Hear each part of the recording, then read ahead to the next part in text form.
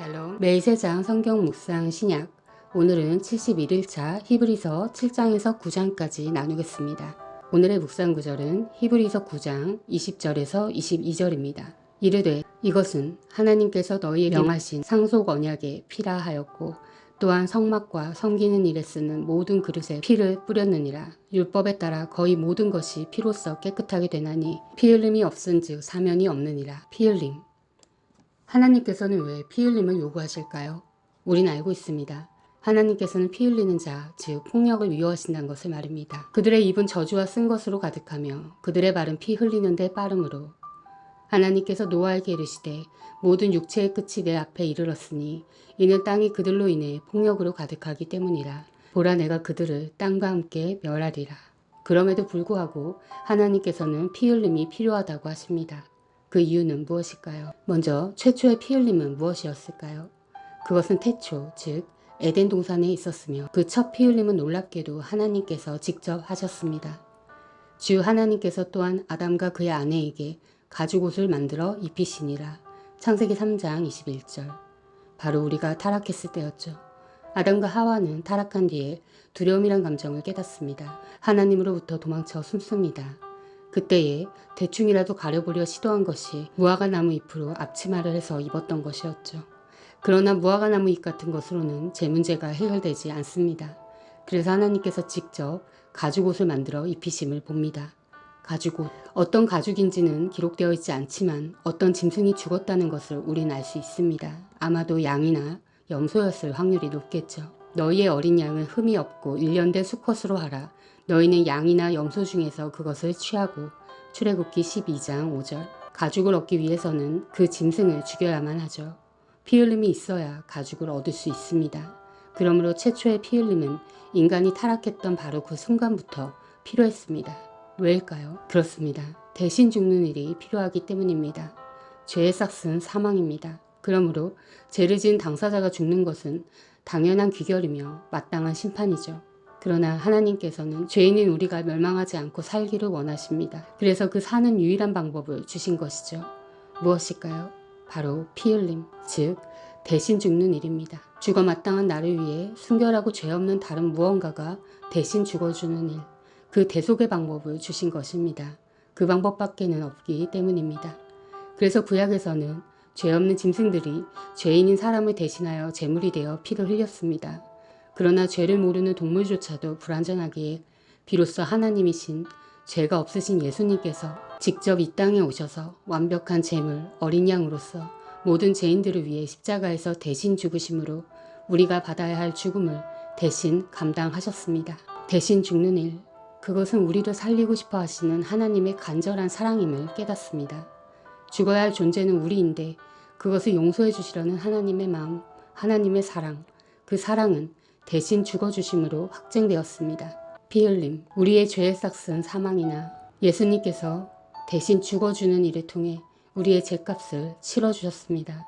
그러므로 하나님께서 피 흘림이 필요하다 하신 말씀은 우리에게 예수님이 필요하다라는 말씀과 동일함을 깨닫습니다. 십자가, 주님의 대속, 그 보혈을 찬양합니다. 할렐루야. 주께서 값을 치르고 너희를 사셨으니 너희는 사람들의 종이 되지 말라. 형제들아, 각 사람은 자기가 부르심을 받은 그대로 그 안에서 하나님과 함께 머물라. 고린도전서 7장 23절에서 24절. 오늘의 묵상 제목은 언약의 피였습니다. 오늘의 묵상을 기억하며 오늘의 말씀 히브리서 7장에서 9장까지 읽겠습니다. 이 멜기세덱은 살렘 왕이요 지극히 높으신 하나님의 제사장이었습니다. 그는 아브라함이 여러 왕을 무찌르고 돌아올 때 그를 만나서 축복해 주었습니다. 아브라함은 모든 것의 10분의 1을 그에게 나누어 주었습니다. 첫째로 멜기세덱이란 이름은 정의의 왕이란 뜻이요. 다음으로 그는 또한 살렘 왕인데 그것은 평화의 왕이란 뜻입니다. 그에겐 아버지도 없고 어머니도 없고 족보도 없고 생의 시작도 없고 생명의 끝도 없습니다. 그는 하나님의 아들과 같아서 언제까지나 제사장으로 계신 분입니다. 멜기세덱이 얼마나 위대한가를 생각해 보십시오. 족장인 아브라함까지도 가장 좋은 전리품의 10분의 1을 그에게 바쳤습니다. 레위 자손 가운데서 제사장 직분을 맡은 사람들은 자기네 동족인 이스라엘 백성에게서 비록 그 백성도 아브라함의 자손이지만 율법을 따라 10분의 1을 받아들이라는 명령을 받았습니다. 그러나 멜기세덱은 그들의 족보에 들지도 않았지만 아브라함에게서 10분의 1을 받았고 하나님의 약속을 받은 그 사람을 축복해 주었습니다. 두말할 것 없이 축복은 아랫사람이 윗사람에게서 받는 법입니다. 한편으로는 죽을 수밖에 없는 사람들이 10분의 1을 받고 다른 한편에서는 살아계시다고 입증되시는 분이 그것을 받습니다. 말하자면 10분의 1을 받는 레이까지도 아브라함을 통해서 10분의 1을 바친 셈이 됩니다. 멜기세덱이 아브라함을 만났을 때에는 레이는 아직 자기 조상 아브라함의 허리 속에 있었으니 말입니다. 그런데 이 레이 계통의 제사직과 관련하여 이스라엘 백성은 율법으로 지령을 받긴 하였습니다. 그러나 만일 그 제사직으로 완전한 것이 이루어질 수 있었다면 아론의 계통이 아닌 멜기세덱의 계통을 따른 다른 제사장이 생겨날 필요가 어디 있겠습니까? 제사직분에 변화가 생기면 율법에도 반드시 변화가 생기기 마련입니다. 이런 말이 가리키는 분은 레이 지파가 아닌 다른 지파에 속한 분입니다. 그 지파에 속한 사람으로서는 아무도 제단에 종사한 적이 없습니다. 우리의 주님께서는 유다 지파에서 나신 것이 명백합니다. 그런데 모세는 제사장들에 관하여 말할 때에 이 지파와 관련해서는 말한 것이 아무것도 없습니다. 멜기세덱과 같은 모양으로 다른 제사장이 생겨난 것을 보면 이 사실은 더욱더 명백합니다. 그는 제사장의 혈통에 대하여 규정한 율법을 따라 제사장이 된 것이 아니라 썩지 않는 생명의 능력을 따라 되셨습니다. 그를 두고서 말하기를 너는 멜기세덱의 계통을 따라서 영원한 제사장이다 한 증언이 있습니다. 전에 있던 계명은 무력하고 무익함으로 패하게 되었습니다. 율법은 아무것도 완전하게 하지 못하였습니다. 그래서 하나님께서는 더 좋은 소망을 우리에게 주셨습니다. 우리는 이 소망을 힘입어서 하나님께 가까이 나아갑니다. 그리고 예수께서는 하나님의 맹세 없이 제사장이 되신 것이 아닙니다. 레이 계통의 사람들은 맹세 없이 제사장이 되었습니다. 그러나 예수께서는 자기에게 말씀하시는 분의 맹세로 제사장이 되신 것입니다. 주님께서 맹세하셨으니 주님은 마음을 바꾸지 않으실 것이다. 너는 영원히 제사장이다 하셨습니다. 이렇게 해서 예수께서는 더 좋은 언약을 보증하시는 분이 되셨습니다. 또한 레이 계통의 제사장들은 죽음 때문에 그 직무를 계속할 수 없어서 그 수가 많아졌습니다. 그러나 예수는 영원히 계시는 분이므로 제사장직을 영구히 간직하십니다. 따라서 그는 자기를 통하여 하나님께 나오는 사람들을 완전하게 구원하실 수 있습니다. 그는 늘 살아계셔서 그들을 위하여 중재 간구를 하십니다. 예수는 이러한 제사장으로 우리에게 적격이십니다. 그는 거룩하시고 순진하시고 순결하시고 죄인들과 구별되시고 하늘보다 높이 되신 분입니다. 그는 다른 대제사장들처럼 날마다 먼저 자기 죄를 위하여 희생제물을 드리고 그 다음에 백성을 위하여 희생제물을 드릴 필요가 없습니다. 그는 자기 자신을 바치셔서 단 한 번의 일을 이루셨기 때문입니다. 사람들에게 약점이 있어도 율법은 어쩔 수 없이 그들을 대제사장으로 세우지만 율법이 생긴 이후에 하나님께서 맹세하신 말씀은 영원히 완전하게 되신 아들을 대제사장으로 세웠습니다. 지금 말한 것들의 요점은 이러합니다. 곧 우리에게는 이와 같은 대제사장이 한 분 계시다는 것입니다. 그는 하늘에서 지엄하신 분의 보좌 오른쪽에 앉으셨습니다. 그는 성소와 참 장막에서 섬기시는 분입니다. 이 장막은 주님께서 세우신 것이요 사람이 세운 것이 아닙니다. 모든 대제사장은 예물과 제사를 드리는 일을 맡게 하려고 세우신 사람입니다. 그러므로 이 대제사장도 무엇인가를 드릴 것을 가지고 있어야 합니다. 그런데 그가 땅에 계신다고 하면 제사장이 되지는 못하실 것입니다. 땅에서는 율법에 따라 이미 예물을 드리는 사람들이 있기 때문입니다. 그러나 그들은 하늘에 있는 것들의 모형과 그림자에 지나지 않는 땅에 있는 성전에서 섬깁니다. 모세가 장막을 세우려고 할 때에 너는 명심하여 내가 산에서 내게 보여준 그 모형을 따라 모든 것을 만들어라 하고 말씀하신 하나님의 지시를 받은 것입니다. 그러나 이제 그리스도께서는 더욱 훌륭한 직무를 맡으셨습니다. 그가 더 좋은 약속을 바탕으로 하여 세운 더 좋은 언약의 중재자이시기 때문입니다. 그 첫 번째 언약에 결함이 없었더라면 두 번째 언약이 생길 여지가 없었을 것입니다.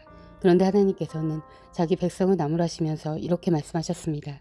주님께서 말씀하신다. 보아라, 날이 이를 것이다. 그때 내가 이스라엘 집과 유다 집과 더불어 새 언약을 맺을 것이다. 또 주님께서 말씀하신다. 이 새 언약은 내가 그들의 조상들의 손을 잡고 이집트 땅에서 인도하여 내던 날에 그 조상들과 맺은 언약과 같은 것이 아니다. 그들은 내 언약을 지키지 않았으므로 나도 그들을 돌보지 않았다. 또 주님께서 말씀하신다. 그날 뒤에 내가 이스라엘 집과 맺을 언약은 이것이니 나는 내 율법을 그들의 생각에 넣어주고 그들의 마음에다가 새겨주겠다. 그리하여 난 그들의 하나님이 되고 그들은 내 백성이 될 것이다. 그리고 그들은 각각 자기 이웃과 자기 동족을 가르치려고 주님을 알라고 말하는 일이 없을 것이니 작은 사람으로부터 큰 사람에 이르기까지 모두 나를 알 것이기 때문이다. 내가 그들의 불의함을 긍휼히 여기겠고 더 이상 그들의 죄를 기억하지 않겠다. 하나님께서 새 언약이라고 말씀하심으로써 첫 번째 언약을 낡은 것으로 만드셨습니다. 낡고 오래된 것은 곧 사라집니다. 첫 번째 언약에도 예배 규정과 세상에 속한 성소가 마련되어 있었습니다. 한 장막을 지었는데 곧 첫째간에 해당하는 장막입니다. 그 안에는 촛대와 상이 있고 빵을 차려 놓았으니 이곳을 성소라고 하였습니다. 그리고 둘째 휘장 뒤에는 지성소라고 하는 장막이 있었습니다. 거기에는 금으로 만든 분향제단과 온통 금으로 입힌 언약궤가 있고 그 안에는 만나를 담은 금 항아리와 싹이 난 아론의 지팡이와 언약을 새긴 두 돌판이 들어있었습니다. 그리고 그 언약궤 위에는 영광이 빛나는 그룹들이 있어서 속죄판을 그 날개로 내리덮고 있었습니다. 지금은 이것들을 자세히 말할 때가 아닙니다. 이것들이 이렇게 마련되어 있어서 첫째 칸 장막에는 제사장들이 언제나 들어가서 제사의식을 집행합니다. 그러나 둘째 칸 장막에는 대제사장만 1년에 한 번만 들어가는데 그때에는 반드시 자기 자신을 위하여 또 백성이 모르고 지은 죄를 사하기 위하여 바칠 피를 가지고 들어갑니다. 이것은 첫째 칸 장막에 서 있는 동안에는 아직 지성소로 들어가는 길이 드러나지 않았음을 성령께서 보여주시는 것입니다. 이 장막은 현 시대를 상징합니다. 이 장막 제1에 따라 예물과 제사를 드리지만 그것이 의식 집례자의 양심을 완전하게 해주지는 못합니다. 이런 것은 다만 먹는 것과 마시는 것과 여러 가지 씻는 예식과 관련된 것이고 개혁의 때까지 육체를 위하여 부과된 규칙들입니다. 그러나 그리스도께서는 이미 일어난 좋은 일을 주관하시는 대제사장으로 오셔서 손으로 만들지 않은 장막, 다시 말하면 이 피조물에 속하지 않은 더 크고 더 완전한 장막을 통과하여 단 한 번의 지성소에 들어가셨습니다. 그는 염소나 송아지의 피로서가 아니라 자기의 피로서 우리에게 영원한 구원을 이루셨습니다. 염소나 황소의 피와 암송아지의 죄를 더러워진 사람들에게 뿌려도 그 육체가 깨끗하여져서 그들이 거룩하게 되거든 하물며 영원한 성령을 힘입어 자기 몸을 흠없는 제물로 삼아 하나님께 바치신 그리스도의 피야말로 더욱더 우리들의 양심을 깨끗하게 해서 우리로 하여금 죽은 행실에서 떠나서 살아계신 하나님을 섬기게 하지 않겠습니까? 그러므로 그리스도는 새 언약의 중재자이십니다. 그는 첫 번째 언약 아래에서 저지른 범죄에서 사람들을 구속하시기 위하여 죽으심으로써 부르심을 받은 사람들로 하여금 약속된 영원한 유업을 차지하게 하셨습니다. 유언의 효력을 논의하는 경우에는 유언한 사람이 죽었다는 확인이 꼭 필요합니다. 유언이란 것은 유언한 사람이 죽어야만 효력을 냅니다. 유언한 사람이 살아있는 동안에는 유언은 아무런 효력이 없기 때문입니다. 이러함으로 첫 번째 언약도 피 없이 세운 것은 아닙니다. 모세가 율법에 따라 모든 계명을 백성에게 말한 뒤에 물과 붉은 양털과 우수초와 함께 송아지의 피와 염소의 피를 취하여 언약책과 온 백성에게 뿌리고서 이것은 하나님께서 여러분에게 명하신 언약의 피입니다 하고 말하였습니다. 또 같은 방식으로 그는 장막과 제사 의식에 쓰이는 모든 기구에도 피를 뿌렸습니다. 율법에 따르며 거의 모든 것이 피로 깨끗해집니다. 그리고 피를 흘림이 없이는 죄를 사함이 이루어지지 않습니다. 그러므로 하늘에 있는 것들의 모형물은 이런 여러 의식으로 깨끗해져야 할 필요가 있지만 하늘에 있는 것은 이보다 나은 희생제물로 깨끗해져야 합니다. 그리스도께서는 참 성소의 모형에 지나지 않는 손으로 만든 성소에 들어가신 것이 아니라 바로 하늘 성소 그 자체에 들어가셨습니다. 이제 그는 우리를 위하여 하나님 앞에 나타나셨습니다. 대제사장은 해마다 짐승의 피를 가지고 성소에 들어가지만 그리스도께서는 그 몸을 여러 번 바치실 필요가 없습니다. 그리스도께서 그 몸을 여러 번 바치셔야 하였다면 그는 창세 이래로 여러 번 고난을 받아야 하셨을 것입니다. 그러나 이제 그는 자기를 희생제물로 드려서 죄를 없이 하시기 위하여 시대의 종말에 단 한 번 나타나셨습니다. 사람이 한 번 죽는 것은 정해진 일이요 그 뒤에는 심판이 있습니다. 이와 같이 그리스도께서도 많은 사람의 죄를 짊어지시려고 단 한 번 자기 몸을 제물로 바치셨고 두 번째로는 죄와는 상관없이 자기를 기다리고 있는 사람들에게 나타나셔서 구원하실 것입니다. 아멘. 사랑하는 형제자매 여러분, 주님이 곧 오십니다. 마라나타.